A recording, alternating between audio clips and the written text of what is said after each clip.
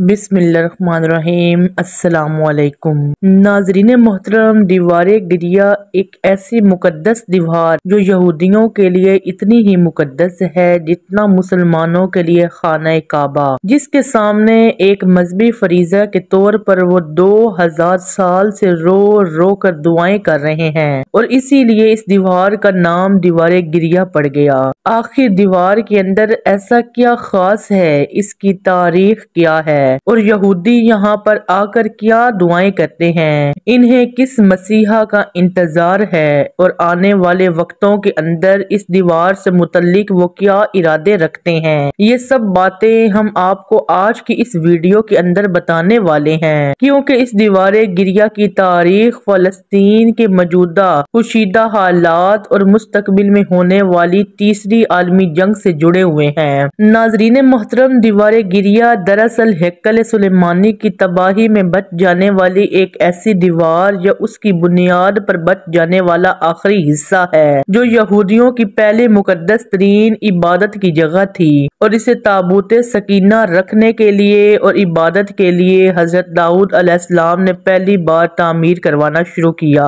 जो उस वक्त यहूदी कौम या बनी इसराइल के हुक्मरान थे, मगर अपनी जिंदगी में वो इसे मुकम्मल न कर सके। लिहाजा आपके बेटे हजरत सुलेमान अलैहिस्सलाम ने इसे जिन्नात से मुकम्मल करवाया और इन्हीं के नाम पर इसे हैकल सुलेमानी कहते हैं, क्योंकि अपने वालिद हजरत दाऊद अलैहिस्सलाम की तरह वो भी पैगंबर थे जिन्हें अल्लाह ताला की तरफ से हवाओं और जिन्नात पर कंट्रोल और जानवरों की बोली समझने के साथ साथ एक इतनी बड़ी सल्तनत की हुक्मरानी दी गई जो क़यामत तक किसी और को नहीं मिलेगी, और इस हुकूमत का मरकज था यरूशलेम शहर। हैकल सुलेमानी की तामीर से पहले यहूदियों के यहाँ किसी किस्म के बाकायदा हैकल का ना कोई तसव्वुर था ना कोई वजूद। इस कौम की बदों वाली खाना बदोश जिंदगी थी और इनका हैकल या महबिद सिर्फ एक खैमा हुआ करता था जिसमें ताबूत सकीना रखा होता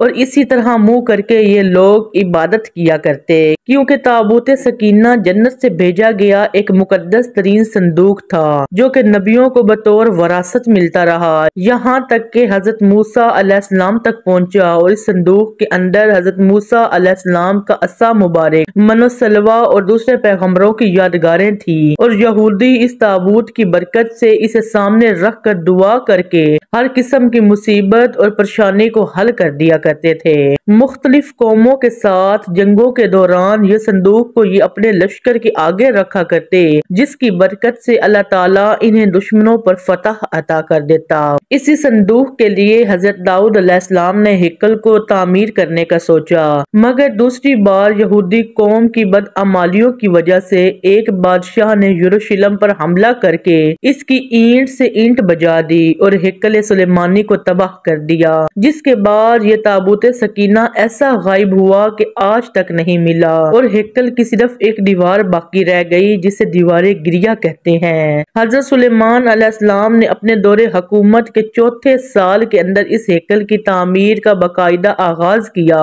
और आज इसकी बनावट और मजबूती से अंदाजा लगाया जा सकता है कि ये तामीर इंसानों के बस की बात नहीं थी, क्योंकि इतने बड़े और भारी पत्थरों को जन्नात की ताकत से ही चुना गया था और हजरत सुलेमान अलैहिस्सलाम की रूह अल्लाह ने दौरान इबादत ही कब्ज कर ली। लेकिन वजह कुछ इस तरह की बनी कि आप एक लकड़ी पर सर और कमर रख कर इबादत के अंदर मसरूफ हो गए और इस लकड़ी के सहारे से यूं लग रहा था कि आप अभी भी इबादत कर रहे हैं जबकि आपका इंतकाल हो चुका था। ये हैकल मोहब्बत या मस्जिद बहुत ही आलीशान और वसीओ हदीस तामीर की गई। हजरत सुलेमान अलैहिस्सलाम की वफात के बाद इसके 3 हिस्से कर दिए गए। बाहर के हिस्से के अंदर आम इंसानों को जाने की इजाजत थी, जबकि दूसरे हिस्से के अंदर यानी इससे अगले हिस्से के अंदर उलमाए कराम जो कि नबियों की औलाद से हुआ करते थे वहां तक उनकी रसाई थी, और इससे अगले यानी कि आखिरी और तीसरे हिस्से को इंतहाई मुकद्दस समझा जाता क्योंकि इसमें ताबूत सकीना रखा गया था, इसीलिए यहाँ पर किसी को भी दाखिल होने की इजाजत नहीं थी सिवाय उस वक्त के सबसे बड़े आलिम या पेश इमाम के। इस दौरान बनी इसराइल के अंदर कहीं पैगंबर इन लोगों की ہدایت کے لیے آتے رہے،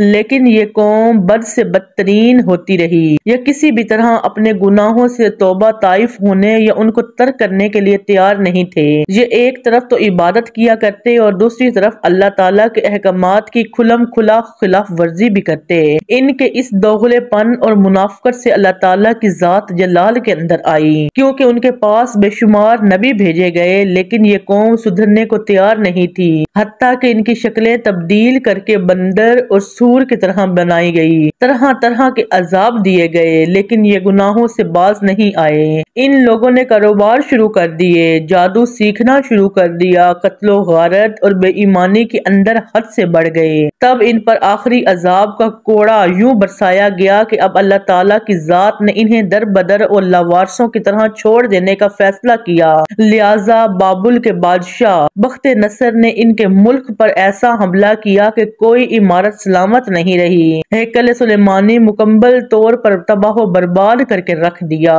اور ہیکل سلیمانی سے تابوت سکینہ نکالا اور اپنے ساتھ لے گیا۔ اس نے تقریباً 6 لاکھ یہودیوں کو قتل کیا اور 2 لاکھ کے قریب یہودیوں کو قیدی بنا کر اپنے ساتھ لے گیا۔ شہر سے باہر اس نے یہودیوں کے غلاموں کی ایک بستی تعمیر کی جس کا نام تل ابیب رکھا۔ 17 سال تک ہیکل سلیمانی صفحہ ہستی سے یوں مٹا رہا۔ دوسری طرف بادشاہ نصر نے تابوت سکینہ کی ایسی بے حرمتی کی کہ اسے گندگی والی جگہ پر پھینک دیا۔ کہا جاتا ہے کہ اس کی اس حرکت کا عذاب اس کے پورے ملک کو ملا۔ اسی طرح سے ایک ایران کے بادشاہ سائرس، جنہیں قرآن مجید کے اندر ذوالقرنین کے نام سے بھی جانا جاتا ہے، وہ شخص جنہوں نے یاجوج ماجوج کے لیے دیوار یا بند تعمیر کیا، انہوں نے بابل کے شہر عراق پر حملہ کر دیا اور بابل کے بادشاہ کو شکست فاش دے کر بابل کی سلطنت کا مکمل خاتمہ کر دیا۔ سائرس ایک نرم دل اور انصاف پسند حکمران تھے۔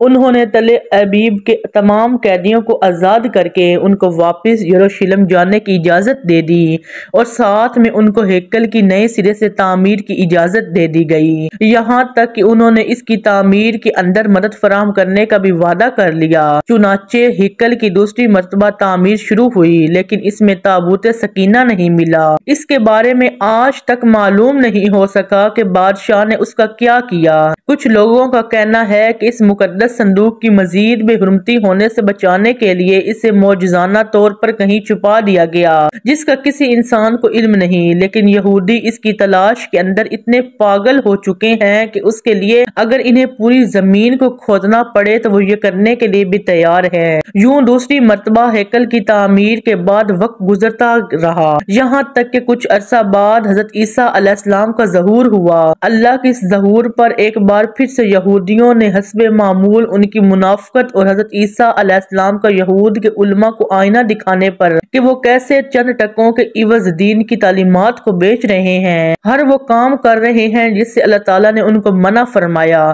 تو ان کو قتل کرنے کا ارادہ کر لیا اور ان کے قتل کا فتویٰ بھی صادر ہو گیا اور حضرت عیسیٰ علیہ السلام پر ظلم کے پہاڑ توڑنے شروع کر دیے گئے۔ دراصل یہودی اپنے مسیحا کے منتظر تھے جو دوبارہ آ کر ان کو پہلے جیسے شان و شوکت عطا کرے جس کا ذکر یہود کی کتابوں کے اندر تھا، لیکن ان لوگوں نے اپنے مفاد اور کرسی کو خطرے میں دیکھ کر آپ کو دجال کہہ کر سولی پر لٹکانے کی کوشش کی، لیکن اللہ تعالیٰ نے آپ کو زندہ آسمانوں پر اٹھا لیا اور یہودی پھر سے ایک بار اپنی بدعمالیوں کے اندر مصروف ہو گئے۔ اس واقعے کے 70 سال بعد ایک بار پھر یہودیوں پر اللہ کا عذاب نازل ہوا اور اس عذاب کا نام ٹائٹس تھا۔ یہ رومی جنرل بابل کے بادشاہ بخت نصر سے بھی زیادہ ظالم ثابت ہوا اور اس نے صرف ایک دن کے اندر لاکھوں یہودیوں کو قتل کر دیا۔ اس نے ہیکل سلیمانی کی اینٹ سے اینٹ بجا دی اور یہودیوں کو ہمیشہ کے لیے یروشلم سے باہر نکال دیا گیا۔ پوری دنیا کے اندر یہودی بکھر کر رسوا ہو کر رہ گئے اور یوں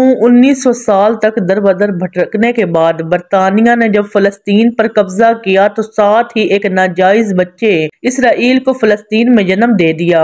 اور یوں صدیوں سے دھکے کھانے والی قوم کو ایک بار پھر سے اس ملک اسرائیل کے اندر اکٹھے ہونے اور رہنے کی اجازت مل گئی۔ لیکن یہ قوم اپنی 1000 سال پرانی گندی فطرت سے باز پھر بھی نہ آئی اور یہ برطانیہ کے جنم دی ہوئی اسرائیل تک محدود نہیں رہی، بلکہ ایک بار پھر سے اپنے ہمسائے ملکوں کے لیے اپنی فطرت سے مجبور ہو کر مصیبت بننے لگی۔ ان کا اگلا مشن جلد از جلد ہیکل سلیمانی کی تعمیر ہے اور اس ہیکل کے اندر تخت داؤد اور تابوت سکینہ کو دوبارہ رکھنا ہے تاکہ ایک بار پھر سے اپنے مسیحا کے آنے پر پوری دنیا پر اپنی حکومت قائم کر سکیں، اور اس بار ان کا یہ مسیحا دجال ہوگا۔ یہودی یہ کام انتہائی تیز رفتاری سے کر رہے ہیں اور ان کا ایک پلان ہے جس کا نام گریٹر اسرائیل، پوری دنیا سے یہودیوں کو اکٹھا کر کے ایک الگ ریاست کو کیسے تعمیر کرنا ہے۔ تخت سلیمانی کی تیسری مرتبہ تعمیر کے نتیجے میں یہ پوری دنیا تیسری عالمی جنگ کی آگ کے اندر لپٹ جائے گی،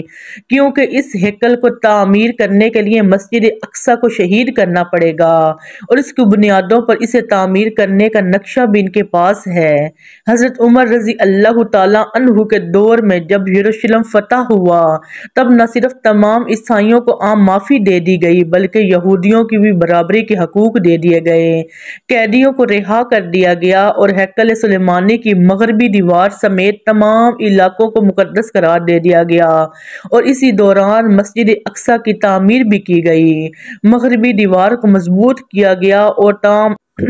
تمام انتظامات یہودیوں کو سونپ دیے گئے۔ یہودی آج تک اس دیوار کو ہاتھ لگا کر گڑ گڑاتے ہیں اور روتے پیٹتے ہیں، توبہ اور معافیاں طلب کرتے ہیں، مگر آج بھی اپنی مکار فطرت سے بالکل باز نہیں آئے۔ یہودیوں کے ناپاک منصوبے کے 4 مرحلے ہیں۔ پہلے نمبر پر مسلمانوں کے 2 اہم ترین مقدس مقامات کو گرانا یعنی مسجد اقصی اور کوتل صغری، اور دوسرے نمبر پر ہیکل سلیمانی کی تعمیر جس کے بعد دنیا کی سب سے بڑی خوفناک عالمی جنگ ہوگی، اور چوتھے نمبر پر حضرت داؤد علیہ السلام کی تاج پوشی کے لیے استعمال ہونے والے پتھر تھرون آف ریور کوچ تعمیر شدہ ہیکل کے اندر رکھ کر دجال کی تاج پوشی کرنا۔ دنیا بھر میں گریٹر جو کہ کل 1.5 کروڑ یہودی ہیں جن میں صرف 35 لاکھ اسرائیل میں آباد ہیں، انہوں نے دنیا بھر کے تمام یہودیوں کو اسرائیل میں لا کر گریٹر آباد کرنا ہے جس کے لیے انہیں جگہ چاہیے اور اسی لیے وہ اسرائیل بنا رہے ہیں، اور دوسرا یہ کہ انہیں تیسری عالمی جنگ کے لیے تمام یہودیوں کو ایک جگہ پر اکٹھا کرنا بھی ہے، کیونکہ اس جنگ کا مقام اسرائیل کے اندر مجیدو نام کی ایک پہاڑی اور اس کے ارد گرد کے علاقے کو بتایا جاتا ہے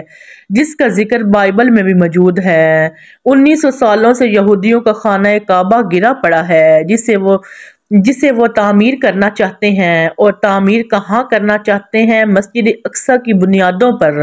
دنیا بھر میں یہودیوں کی تعداد 1.5 کروڑ کے قریب ہے جبکہ دنیا کے مسلمانوں کی کل آبادی 1.50 ارب ہے،